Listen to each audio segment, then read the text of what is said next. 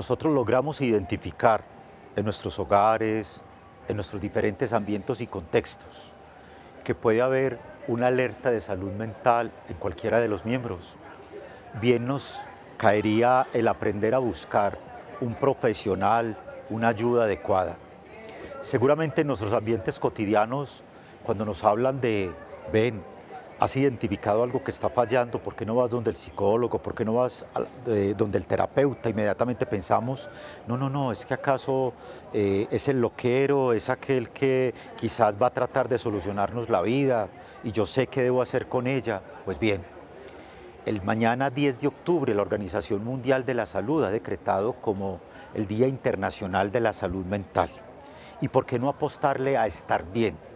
¿Por qué no apostarle a estar rodeado de ambientes protectores que me ayuden a empoderarme de lo que yo soy, de sentirme bien, de sentir que soy un ser absolutamente fascinante y maravilloso, que no dependo de nada ni de nadie para muchas cosas cuando me lo propongo a mí mismo? Pues bien, en este espacio de opinión queremos trabajar este tema que incluso ha pasado a problemas de salud pública. Por eso en la siguiente nota los invitamos a una reflexión sobre el impacto de la salud mental y, por qué no, alertas que podemos ir identificando. La nota con la que iniciamos nuestro espacio de opinión.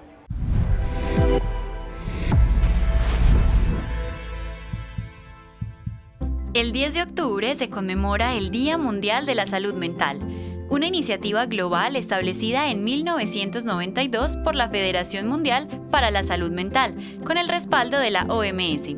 Este día tiene como propósito central crear conciencia sobre la importancia del bienestar emocional y psicológico, un aspecto fundamental de la salud integral que afecta a millones de personas en todo el mundo.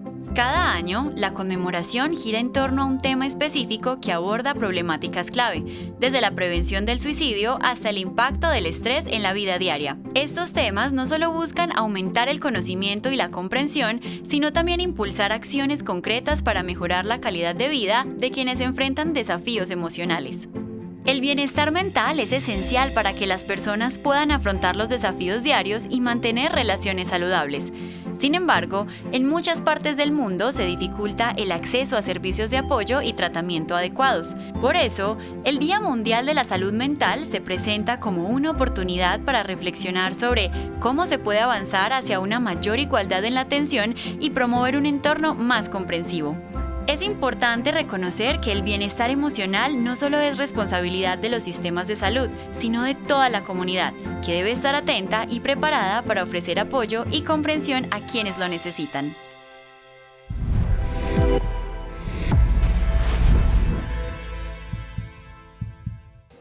Y es que a partir de la siguiente nota, ¿quién de nosotros en algún momento de su vida no se ha sentido impactado por el problema de la salud mental? Cifras que no son menores de la Organización Mundial de la Salud estiman que 1 de 4 personas en el mundo sufrirá de trastorno mental a lo largo de toda su vida. Y sobre todo, cuando pensamos en las personas más jóvenes y adolescentes, de 13 años más o menos a 21, nos pone a pensar, bueno, ¿y qué estamos haciendo como sociedad? ¿Qué estamos haciendo desde la academia precisamente para la prevención? Y pues bien, para hablar de este tema, a propósito de la celebración del Día Mundial de la Salud Mental, mañana 10 de octubre, nos acompaña Valentina Nieto Restrepo, quien es psicóloga de bienestar institucional, y nos acompaña igualmente Julio Andrés Gómez, coordinador psicosocial de bienestar universitario. Julio, ¿por qué no empezamos un poco como compartiendo un poco? Cuando hablamos de la salud mental, ya hemos llegado a ciertas coincidencias. Se ha convertido en un problema de salud pública, ahora hace parte también de tratamientos y todo en términos de EPS, pero uno dice, bueno, la gente que suele tener problemas de salud mental se le suele estigmatizar, ¿verdad? Ah, no, es que vas a ir donde el psicólogo, estás mal. O sea, y empezamos a tener, entonces, ¿qué tipo, como desde tu punto de vista, podríamos darle como de tips a la gente, cómo identificar un trastorno que puede el día de mañana salirse de las manos en términos de salud mental? Así es, César. Cuando hablamos de salud mental, las afectaciones más frecuentes, recurrentes, generalmente están asociadas a síntomas de ansiedad, de depresión, de desmotivación y también de trastornos del sueño. que se ven reflejados en la vida cotidiana de una forma muy sutil y hay que prestarle ahí mucha atención. Por ejemplo, si nos empezamos a sentir cansados, agotados, irritados, si nos cuestan nuestras relaciones sociales, Sí. la concentración, hay que prestarle atención. Pero acá me gustaría hacer una claridad y es que no siempre cuando nos encontremos desmotivados, tristes, significa que tenemos un trastorno en salud mental. Y eso es importante señalarlo porque hoy en día se han convertido pues como de uso muy frecuente estas terminologías para dar cuenta de aquello que nos acontece. Y hay veces la misma existencia humana, las circunstancias sociales, las dificultades que atravesamos nos llevan a tener este tipo de afectaciones, ¿cierto? Entonces, ¿cuándo podemos decir hay una alerta en salud mental? Y es cuando este tipo de situaciones de desmotivación se vuelven incapacitantes, es decir, nos afectan la capacidad para desenvolvernos en nuestro diario vivir, en el trabajo, con nuestros amigos, con nuestros familiares, en nuestro estudio. Pero además de el tema de la capacidad, hay que ver la periodicidad, Sí. qué tan persistente es. Entonces no solamente es estoy preocupado, estoy frecuentemente preocupado, no solamente estoy triste y no desvanece esa tristeza, no solamente es estoy alarmado, preocupado, y es ahí cuando tenemos que prestarle mucha atención porque podemos requerir de un acompañamiento especializado, de conversaciones, sí, de darle un lugar a aquello que viene y que puede estar afectando mi salud mental.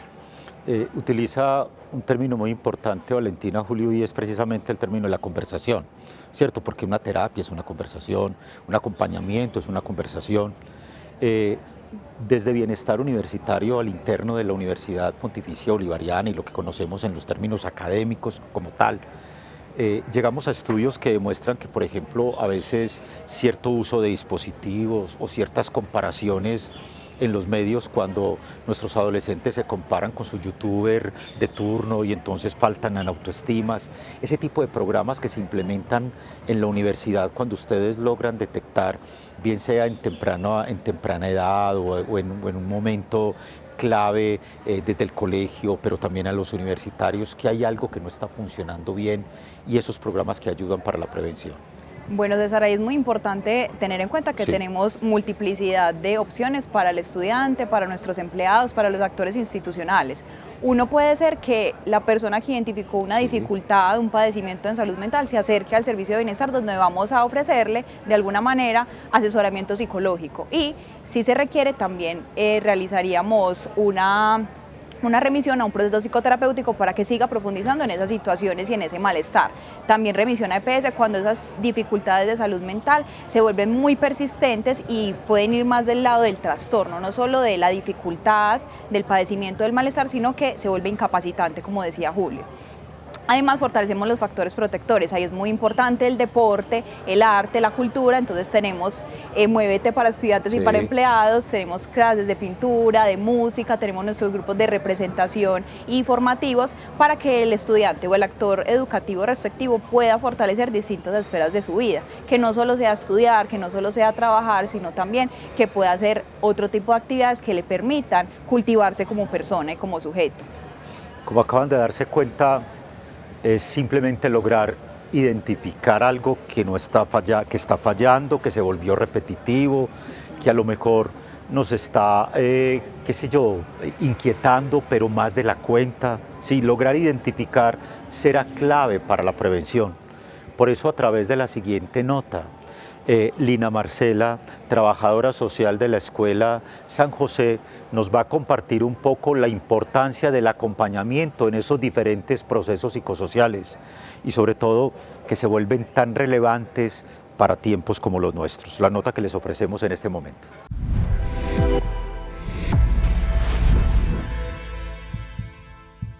La familia es ese principal cuidador de esa persona que presenta situaciones de salud mental.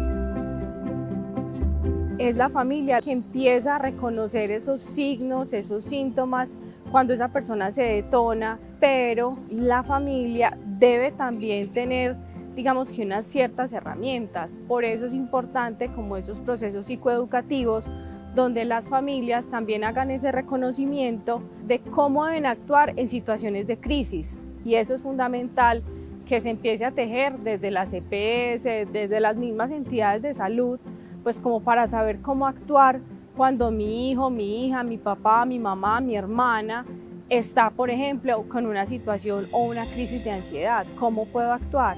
Porque al fin y al cabo ellos están en un estado y somos nosotros los que vamos a empezar entonces a actuar y a cuidarlos, ¿cierto? Entonces, si bien la familia, digamos que puede ser con lazos consanguíneos, también la familia son los amigos, son los compañeros de trabajo, son esas personas que están en ese círculo social más cercano. Cuando hay un proceso psicoterapéutico de la mano también puede ser de un proceso con psiquiatría, digamos que esas dos especialidades pueden lograr que esa persona supere esas situaciones o que al menos se estabilice en términos de salud mental. Es muy importante que a nivel gubernamental definitivamente le hagan un seguimiento y garanticen ese derecho y ese acceso a la salud.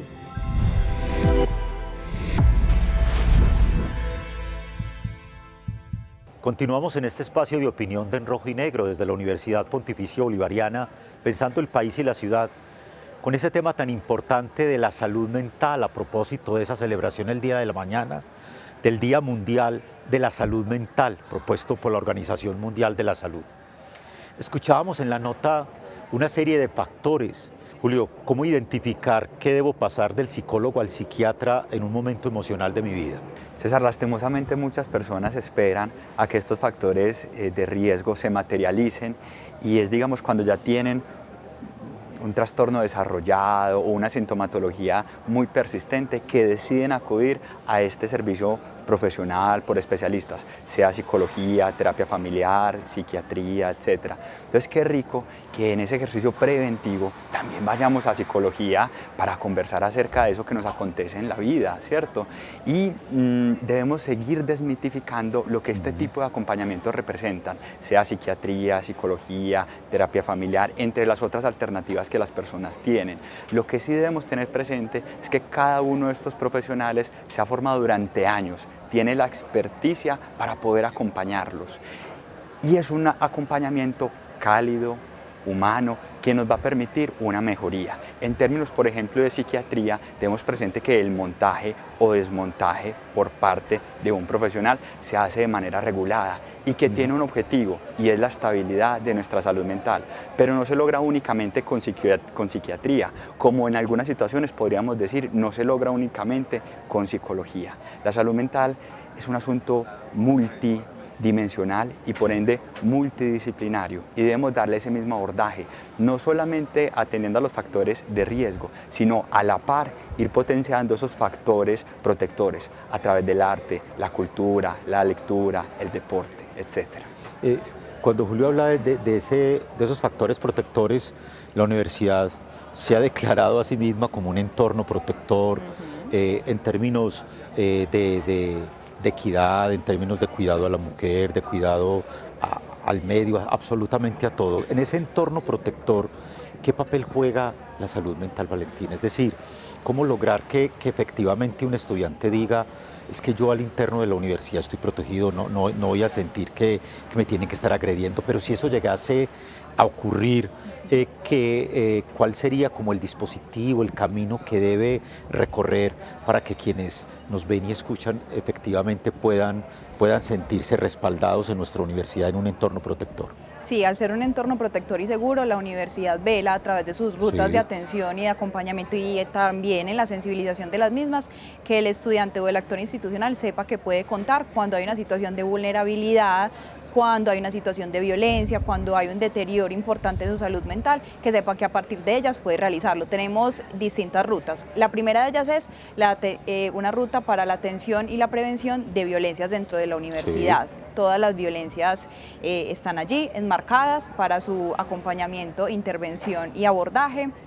También tenemos una ruta de acompañamiento para las adicciones y el consumo de sustancias psicoactivas, también para las situaciones de salud mental y los primeros auxilios psicológicos. Cuando hay una situación de crisis dentro de la universidad, nosotros atendemos estas situaciones y acompañamos al estudiante y también a la familia, si así se requiere, porque es importante la familia en ese proceso de acompañamiento y de mejoría. Entonces eso también es claro. Y tenemos una ruta también en relación a la inclusión y las capacidades diversas. Es muy importante acompañar a los estudiantes en la multiplicidad de su diversidad funcional, entonces a partir de eso también realizamos ajustes razonables, eso también es importante. Entonces debemos proteger a nuestra comunidad y las rutas permiten eso, ¿cierto? Entonces no hay que guardar silencio, no hay que afrontar esto solo, sino que sepan que estamos allí para acompañarlos, que este sea su entorno seguro, protector y que sepan que acá van a estar bien. El bienestar es importante, muy importante para nuestra comunidad. Cuando se piensa precisamente en ese término de bienestar, pues ahí está el desglose, estar bien, ¿verdad? Y ¿qué podríamos como recomendarle a las familias, que es donde más se desenvuelven nuestros jóvenes, nuestros chicos, los mismos estudiantes, para que efectivamente no solo identifiquen, sino que también ellos se conviertan en actores o que las familias se conviertan en ambientes protectores para que logremos de alguna manera disminuir todos estos asuntos de salud mental o que la salud mental no termine cada vez más con una implosión hacia problemas ya de salud pública como lo estamos viendo? Creo que lo primero es partir de que este no es un asunto de psicólogos, psiquiatras, médicos, todos somos claves en este proceso. Decir, no, es que eso es de esa persona que está atravesando esa situación, incluso me deja a mí en un lugar, yo no tengo que ver con eso. Por supuesto que tenemos que ver con eso, porque es el sufrimiento de la otra persona, es lo que la otra persona está atravesando, y las familias se convierten en ese primer escenario en el que debemos positar diálogos, en el que debemos fortalecer nuestras comunicaciones para que nos sintamos en toda la tranquilidad de compartir eso que nos preocupa, que nos acontece. Pero no solamente, nuevamente, darle lugar a eso que sentimos que no está yendo bien, sino también a nuestras posibilidades. La cantidad de estudiantes que nosotros tenemos en nuestra universidad con talentos, con sueños, y eso también hay que acompañarlo, cual sea la edad, seamos padres de familia, seamos adolescentes, seamos niños. Es importante atender a lo que nos preocupa, pero también a esas esperanzas que al final de cuentas son las que nos mantienen con vida. Y finalmente, Valentina, hay un fenómeno que está asociado a la salud mental, que lo padece nuestra sociedad. Las cifras también son alarmantes y es un inadecuado manejo de la salud mental que puede llevar o que está llevando al aumento de suicidios en pequeños, en jóvenes, en los ambientes incluso universitarios. Pues escuchamos, por fortuna nuestra universidad aún no hemos llegado allá, pero escuchamos en Barranquilla, en Bogotá, estudiantes que se lanzan de diferentes pisos. Entonces uno, claro, la opinión pública dice, bueno, ¿qué está pasando, cierto? O sea, ¿qué está sucediendo allí en el imaginario de todos estos chicos y demás? Y cómo ayudar también a nuestras familias a que identifiquen a tiempo un riesgo que puede acabar con la vida de un familiar, de un hijo, de un hermano, qué sé yo. César, es elemental el rol de la familia o de la red de apoyo, que también puede ser los amigos, en ese proceso de salud mental. La familia puede promover el bienestar emocional, fortalecer el mundo psicológico de la persona, apoyar, acompañar. Ese puede ser el rol principal, pero también la familia puede generar más estigma de salud mental, puede rechazar al individuo, dejarlo a un lado por el padecimiento o el malestar que está pasando, porque a veces puede minimizarse, entenderse como nimio, poco o carente de importancia, pero si el sujeto está sufriendo y si lo manifiesta, pues hay que escuchar eso, hay que darle un lugar. Entonces la familia es el primer entorno protector que puede también permitir el acceso a un acompañamiento en salud mental o simplemente a escuchar, a tener una conversación empática frente a eso que está ocurriendo. Porque si la familia no escucha, si el sujeto tampoco quiere escuchar lo que le está pasando y si su entorno más cercano tampoco le da un lugar, entonces ¿qué va a pasar con ese padecimiento? Va a continuar acumulándose, la evasión va a ocurrir y lo que vamos a generar es un deterioro mayor. Entonces la familia allí juega como un rol muy elemental, o en el fortalecimiento y en el acompañamiento en la salud mental, o en el estigma y en el rechazo frente al malestar. Miren, a través de este espacio de opinión hemos querido presentarles una problemática de la cual ninguno, absolutamente ninguno de nosotros es ajeno. Identificarlo a temprana edad, lograr encontrar los correctivos, conversar, no negociar la felicidad. ¿Por qué no trabajarle a ese mejoramiento de la autoestima, de la misma inteligencia emocional, como lo han dicho nuestros invitados, a sentir que debemos empoderarnos de lo que somos, a sentirnos satisfechos con lo que somos, con nuestro físico, con nuestras capacidades, con nuestras competencias. Dicho de otra manera, a disfrutar la vida de la mejor manera posible, sin hacerla depender de factores externos. Pero si llegase un momento en el que algo no esté funcionando, y entonces, ¿por qué no acudir a un profesional? ¿Por qué no levantar la mano desde nuestra casa, desde las universidades, los ambientes en los que nos movemos y decir, bueno, necesito ayuda? Siempre habrá alguien dispuesto a tender la mano y un profesional con capacidades y competencias para ayudarnos a salir de estos problemas. Porque el asunto no es tener un problema, quizá el asunto es no saber qué hacer cuando tenemos un problema. Para que la salud mental no termine siendo cada vez más un caos de salud pública, queremos ofrecerles estos espacios de reflexión. Al coordinador psicosocial de bienestar, Julio Gómez, mil gracias. A nuestra psicóloga de bienestar, Valentina Nieto, y por supuesto a ustedes por permitirnos llegar a sus hogares, a sus diferentes espacios a través de este programa de opinión de En Rojo y Negro. Los invitamos a que la próxima semana nos acompañen con un nuevo tema de interés para todos.